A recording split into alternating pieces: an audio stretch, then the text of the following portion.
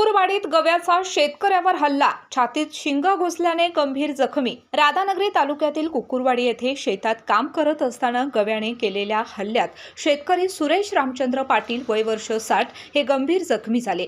या घटनेमुळे परिसरात भीतीचं वातावरण निर्माण झालं आहे। मिळालेल्या माहितीनुसार सुरेश पाटील हे आपल्या गावंतर नावाच्या शेतात काम करत असताना अचानक एका गव्याने त्यांच्यावर हल्ला चढवला। हल्ल्यादरम्यान गव्याने त्यांच्या छातीत शिंग खुपसल्याने ते गंभीर जखमी झाले। आरडाओरडा ऐकून ग्रामस्थांनी घटनास्थळी धाव घेतली व गव्याला हुसकावून लावत जखमी पाटील यांना तात्काळ राधानगरी ग्रामीण रुग्णालयामध्ये दाखल केलं।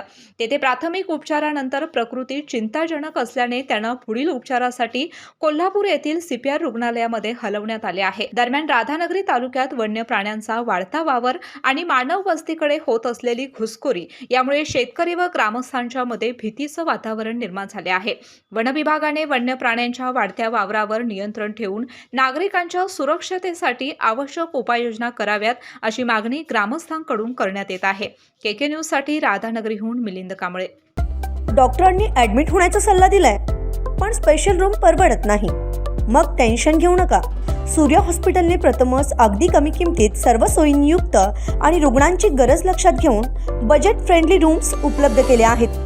कॅशलेस सुविधांसह खिशाला परवडणाऱ्या किमतीत budget friendly economic special room.